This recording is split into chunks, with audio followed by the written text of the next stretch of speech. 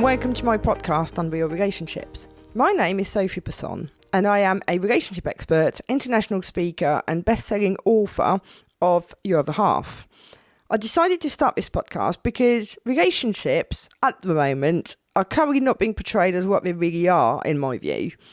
Basically, whether you're watching TV or whatever you see on social media, the perception given to people is quite wrong. And what I want to do is to talk about what actually happens in the real world, talk about real stories, listen to what real people go through and what they think, what they do.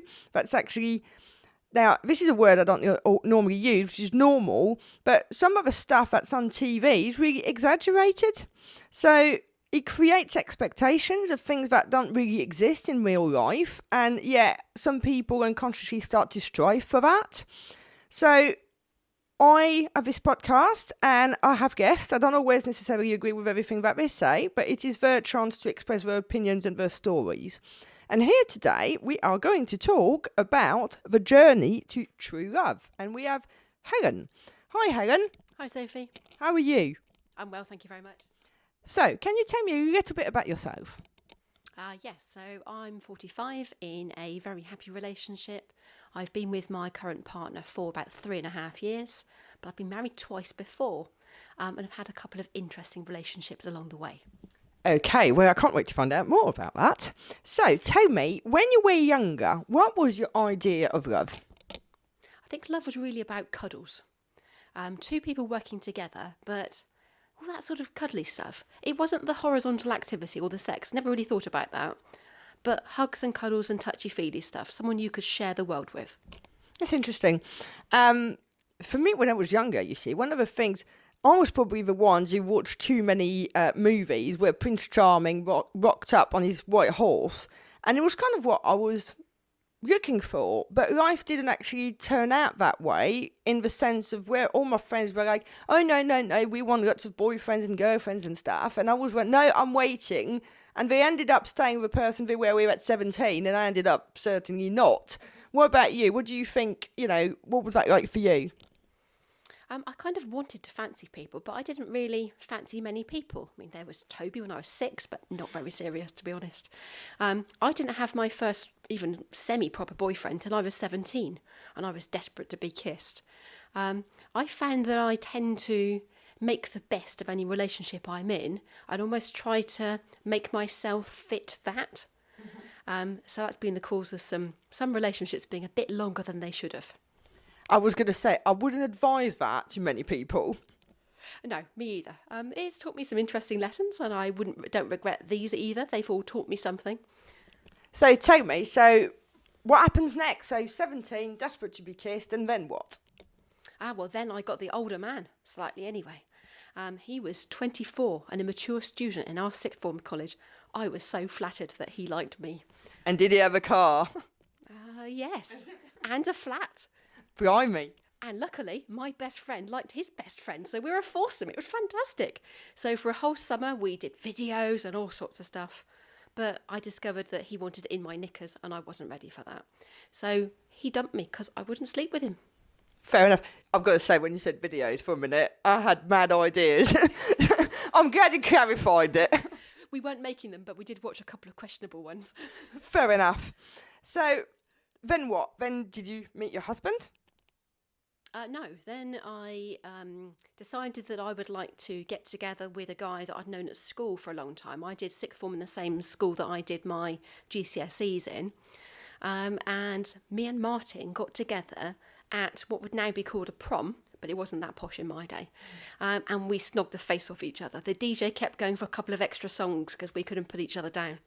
And that was the beginning of 7 years with him. Blimey, but no marriage, no nothing. No, we lived together, and it was okay. That was one of the ones that taught me a few things.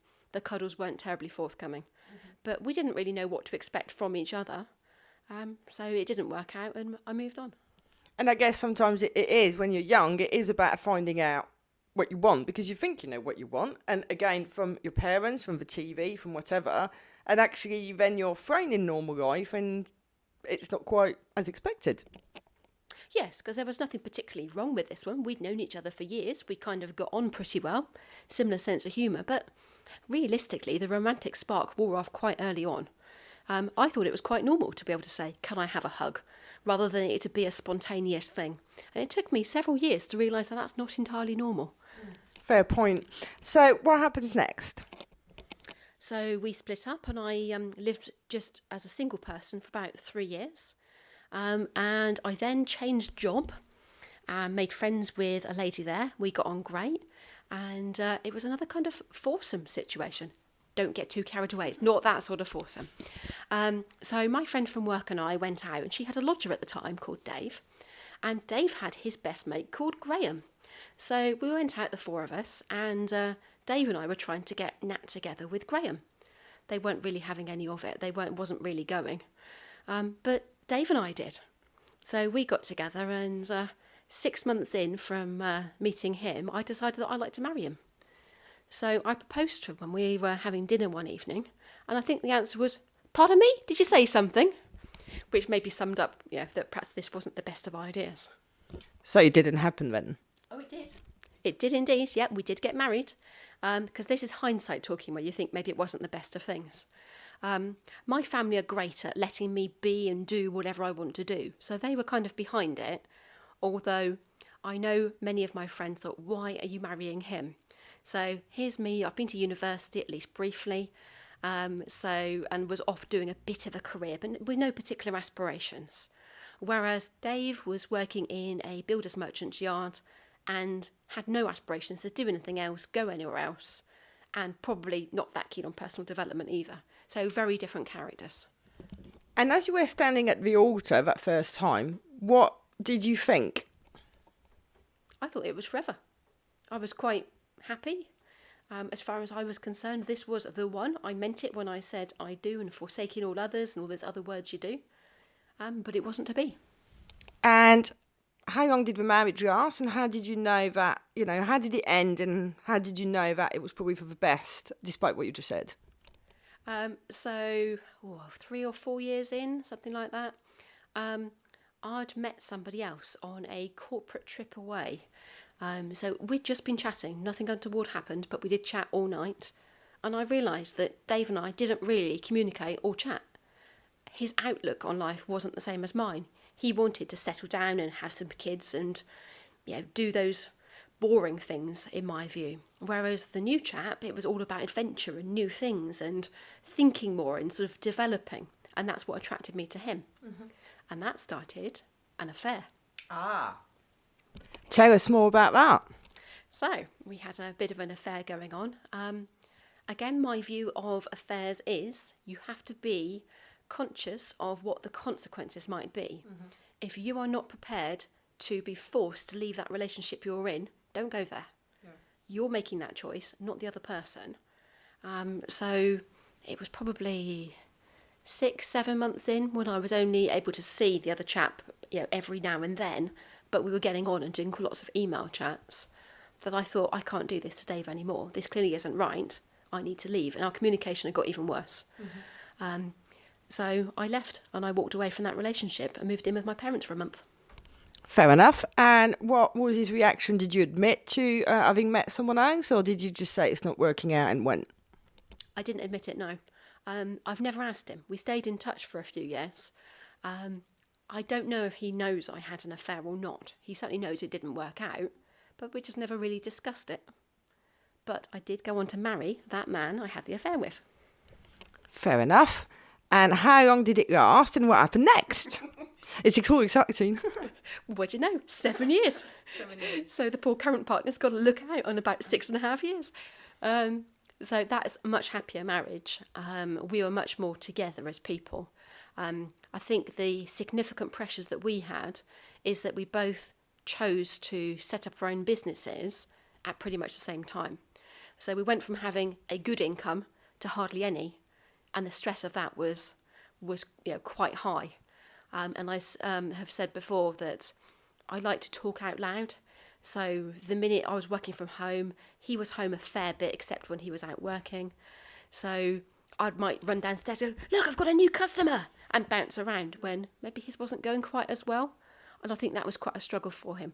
I don't think I left enough space in the relationship for him to be able to air his views. He felt he had to live up to my expectations.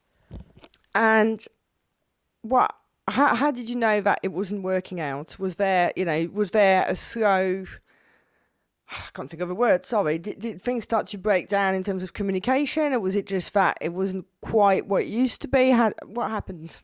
Yeah, communication did break down. We stopped being able to talk to each other. It ended up just being the mundane things of, you're all right? Yeah. And you weren't talking about the little things anymore. I'm not quite sure from my recollection. It was kind of a mutual thing. We both knew that it wasn't working. We both felt we'd put effort into trying to reconcile, but hindsight says we could have done more, really. And we'd had enough. He was working away, coming home, and I always felt that he wanted life to be fun and jolly when he's back, rather than being part of the boring stuff of how, the life, the talking to your bank and the organising your insurance. I had to do that, and I got resentful. So it was just one of those life situations. We didn't talk about it enough, or perhaps get outside help when perhaps we should have. Which is quite an interesting point, because it was what attracted you to him originally, that it wasn't, inverted brackets, boring, and he wasn't, doing all these things, but actually they still needed to be done. And because, he didn't do them, you ended up being the part that did that. Obviously you just said that you found it difficult and resentful, but I guess from when you originally met, he kind of then reverts. He's not Dave, but he's putting you in a situation where actually he's not providing, as it were, what, you liked in him. Yes, but I wasn't very good at communicating that, and maybe I didn't realise at the time. So I should have done more and talked about it and said, look, I'm feeling like this because you're doing that, or how can we do this together and tackle things in a very different way. I think that would have helped us potentially still be together now. But it isn't a regret that we haven't, and we're still in touch. I think that a couple of things here. One of the things that I recall, because when I first met you, which was about 5 years ago, you were married and still with him that first time, and then I met you again, and I can't even remember how it came up in conversation at all, but you just split up like a week before, because if I remember right, it was before Christmas, wasn't it? Yeah, 23rd of December we split up. And I remember how I just thought, well, even if she wanted to go, that there might be a little bit of, I'm not going to say distress, but a little bit of something, and there really wasn't. No, I think I hid it quite well, because there certainly was some, but it was kind of a bit of a relief, because things were just, felt so pressured that we're trying to make it work, but we felt we couldn't. So it was kind of it felt like a lifting of the burden from the shoulders, and I suspect it was the same for him as well. And it's interesting because I think that, unfortunately, in relationships, when it starts to break down, it is because, obviously, of a lack of communication. But sometimes it's also because we think we know what the other person is going to say. So we don't say it because we think we know what reaction we're going to get. And actually, we then start, in essence, the grieving process, where we like, right, okay, it's my problem and I'll deal with it on my own. Where actually, you start to push the person away without realising it. And when you complete that grieving cycle, some 3 to 5 years later, sometimes, the person didn't really have a clue in some cases that there was something that drastically wrong. And a lot of the time, it is a tiny detail. Yes, I think there's a lot of truth in that. I'd say that was the case with the previous marriage, not so much with the one we're just chatting about. For us, it just seemed to be a gradual thing. We just sort of seemed to almost grow apart and want different things with our lives, really. So flatmates, in essence? Yes, kind of, yes. Yes, and then it felt like he was taking actions to get attention, which I wasn't happy with. But again, rather than tackle them, you kind of try to skirt around the issue. Okay. So what happened next? So, after the marriage breakdown, there was another friend who I kind of got a romantic link with. Another thing, in fact, there's quite a long-running history of this one, but happy ending, I hope, for the next one. Anyway, so ended up with romantic link to someone I've known for a couple of years beforehand again. He had a little boy. So, whilst I've always said I don't want children, now I'm kind of landed with one. Turned out I actually quite like the little boy. And it was my connection with the little boy, more than his dad really, that kept me in that relationship. But I did so much to try to stay in that and make it work, because you could see what the end goal was and how we should be happy together and how it would be a brilliant life. And it was awful for at least 6 months, and I should have walked away far, far sooner. Yes, sometimes, I recall an ex-partner, and actually I liked his family more than him. And if it not been for his family, I probably would have walked away a long time before. So then third time lucky? Yeah, third time lucky. So my current chap is actually a good friend of husband number 2. They knew each other from working together for a winter season. I've known him a little bit as well. We sailed together and we get on, but nothing had really happened. And he was a lodger for a bit, and again, nothing happened. But he came back to give me the door key back, having both of us been away. And he was just chatting and talking to me. I thought, I was sort of almost pushing him out the door, think I need to go. And then like this sudden realisation happened. I thought, hang on, this is different to your normal conversation. There's something a bit special on how he communicates. Ooh, I wonder if he fancies me. Oh, I hope he does. And that's the start of the latest one.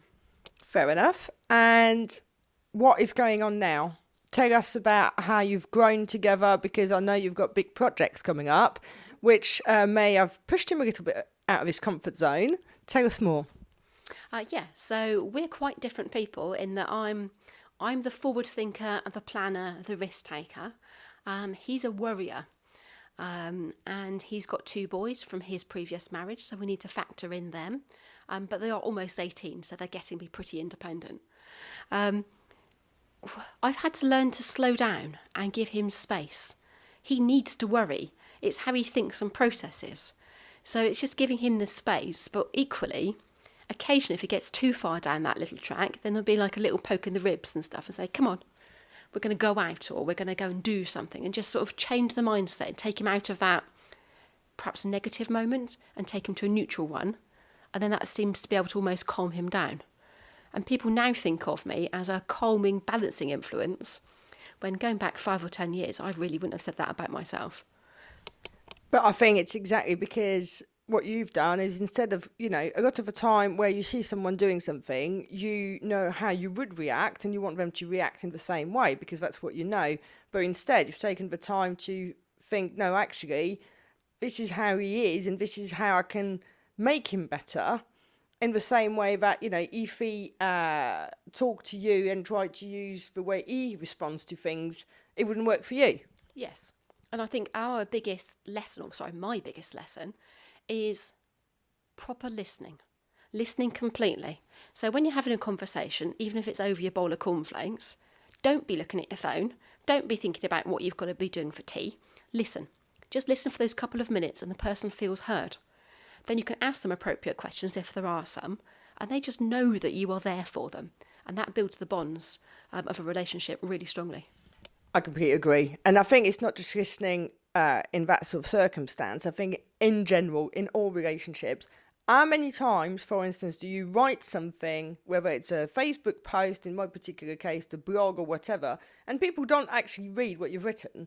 They read what they want to see, or they hear what they want to hear, as opposed to what you've actually said, because they're looking for that thing as opposed to proper listening, as you say. And it is so crucial. Absolutely. And by doing this listening and combining our skills of me being a forward planner and him being much more of a detail man, and he's also really good with his hands and very, very practical, that's allowing us to completely change our lifestyle. So we're moving to Spain. It's been about a 8-month life cycle of, shall we do this? Yep, make it happen. And we're now buying a house. So we're going to run holidays and retreats to show other people how you can have a simpler lifestyle without needing to be earning a fortune. So we're really looking forward to doing that. And there have been several points where he's been worried about what's his place in it. But he knows what his place is. He knows where his skills are and his hobbies will fit in to show other people on how it's going to work for them. So we've just been chatting through it in terms of thinking of it in the future, which works for me, then almost talking about it as though it is now, because that helps him relate to things. That's fair enough.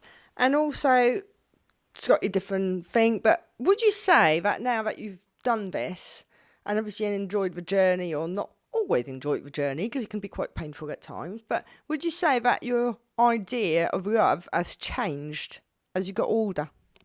I would, yes. My idea of love is about, there is a posh word for it, but I can't remember that one for the minute. But it's all about wanting to be together and sharing, yet also being independent of each other. It doesn't matter whether one's at one end of the house doing something, the other one's at the other end of the house, or if in two different countries. The space doesn't matter, but having independent interests that you can then go back and share with someone and giving space to do that is important, as well as proper shared time in between to chat about the world and how you feel and all things like that. For me, I think it's important that, you have the same vision and you're going in the same direction, because I think unless you do, it's very difficult to keep it going. But being quite an independent character, I do need my space, I need my freedom, and I need to feel that I'm free. And I think that a lot of people need that too. You need to be an individual, but as a relationship. Yeah. And you need to, as you say, come back together and spend time together, but that doesn't stop you from doing your own thing. No, absolutely. And it might be that each of us have our own interest that the other one's not particularly interested in. So, yeah, again, that can be discussed, and don't spend too much time talking about that. Just find out the basics and share each other's life stories, but without being in each other's pockets. And I think, as you say, sometimes it's just about being open to something. You might not enjoy it, and that's fine, but, you shouldn't stop the other person from doing it. And I think sometimes it's also just taking an interest in the person. I think for me, it sounds really silly, but with everybody I have been with, there's only one person that actually made a conscious effort of wanting to learn French. And to me, that's important because it means that they can communicate with my family. I'm not expecting them to talk fluently, but how amazing that of all the people I went out with, I used to buy them, guides and stuff, like hint, where there was only one person that willingly wanted to learn. Yeah, interesting. Yeah, it's all about making the right space and doing things together, I think. So I feel that my current partner knows me and understands me, and I think I know him and understand him. And then when something goes a little bit pear-shaped, you know that it's just a blip, and they're having a bad day or something else has caused an issue. And you forgive them if you need to, and just move on and get on with the next day and the next day and the next day. And then you've got a strong bond there. Definitely. And is there anything that you would do differently? I would do more personal development and understand how people's heads work sooner. Having read books like The Chimp Paradox and learning about the drama triangle, that's helped change how I communicate and also understand why people are being angry or being defensive in a different situation. And that's really helped me put things together. Do you want to explain a little bit about that for the listeners who might not know what that is? Yes, that's two different concepts. So the chimp paradox goes into many different concepts, but the broad bit is that our brains are wired to protect us, but they base it on past information because a brain can't forecast. So what was right 5 years ago in that situation may not be right now. And it will also interpret and make assumptions that a situation is similar to something before, which really it isn't. And all this happens unconsciously, pretty much. So you don't have as much awareness of how your actions are coming out until you understand how your brain works. Which is a very interesting thing, because actually it's very similar to neurolinguistic programming in the sense of we learn either by habit and repeating something or with a one-off event. And it's a bit like switching on the switch, for one of a better expression. So if you press the switch and the light comes on in the living room, which is what you're saying, the brain remembers what happened. But what you want, actually, the situation has changed and you need the light when you press the button to come on in the kitchen. Mm-hmm. So that's pretty much what it is. Yes, absolutely. Shall I explain the drama triangle as well? Yes, please. Right, so the drama triangle is that there are 3 potential points of view on an argument or a heated discussion. So you have the victim, the "oh no, why is this happening to me" kind of character. You've got the "how could you be so stupid?" The pursuer, or the one that's actually making the argument happen, if you like. And then you've got the rescuer who might go, "oh well, if I was you, I would be doing this." none of which are terribly helpful. Because wherever you have two of those, or even three if it's possible in the same conversation with two people, you will always have drama. So by structuring your comments or listening differently, you can avoid being in the drama triangle and communicate and go from A to B in a conversation.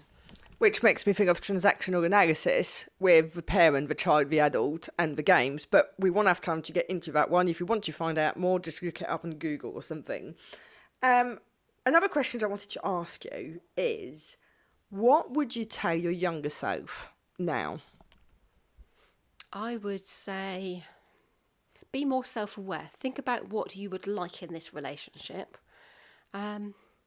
Maybe ask more people what a relationship is like. Because my mum and dad, they've been together now for 46 years. I don't think I've had their occasional blips. But I've never seen my mum walk up to my dad and give him a hug, I don't think. Whereas my dad will always give my mum a hug and kiss when he leaves at mealtime. So it's just, things you grow up with, really. But I would say take your time. Be who you are. Don't try and squash yourself for the sake of somebody else. Yeah, very good advice. And lastly, the last question I want to ask you. Now, one of the things I see a lot in what I'm doing is that people do the same thing time and again, and they expect a different result. And what I mean by that, for instance, is in a, shall we say, dating situation, we struggle to meet a partner, or we keep on attracting the same kind of person because we keep on doing the same thing. And then in a relationship, they sometimes keep on doing the same thing, and then it doesn't work out and get the same outcome, which is a similar thing. Now, my view is that it's a journey. We're not always ready to meet the right person, but I also think that sometimes, even if we met the right person, they slapped us in the face, we wouldn't see it because we haven't learned the lesson. Do you think that is to be the case, or is it that there isn't someone for everyone? I think there probably is somebody for everyone. There might be different types of relationship. It could be a close companion rather than a true romantic relationship. But I think the majority of us are happier with a couple of close friends or something like that. And I do think that you're not always ready to meet the right person. Because if I'd met my current partner 2 years ago, 2 years beforehand, and it sort of tried to make it into a romantic relationship, I don't think it would have worked. I had to go through that bad relationship to understand what bad felt like, to then be able to understand him in his dark days and his bad situations, and to be able to give him the time and space he needed to come back from that. Yeah, I agree. And I think that for me, I was always labelled as a commitment phobe when I was younger, where actually it wasn't that at all. It was more that I knew the people weren't quite right for me. And the journey that I've been on has been to get me to where I am now. And if I had married or been in a long-term relationship with some of the people I was with, it would never have worked. Yes, I also think a relationship is something you have to build and keep sort of planning and keep working on. So once you've found somebody, then keep talking, keep listening. And if you're struggling with any kind of that, then read a book on personal development. Think about who you are and where things are coming from. Are you not explaining your thoughts and feelings very much? And if need be, go and find yourself an external counsellor or someone to work with, someone perhaps just like Sophie. And then they might be able to get your relationship back on track. Because it's a bit like a business thing, really. It's so much easier to maintain and keep the flow of an existing one rather than have to learn the behaviour and quirks and habits of a completely new person and go through that whole thing. And I think the other thing as well, a lot of the time, people who are struggling in relationships start to say, oh, is it me? Can't be me. And the truth is it is. Because the relationship that we have with others are a direct reflection of a relationship that we have with ourselves. So if you are struggling to meet someone who is right for you, you need to ask yourself, what do I need to change? Why have I not dealt with?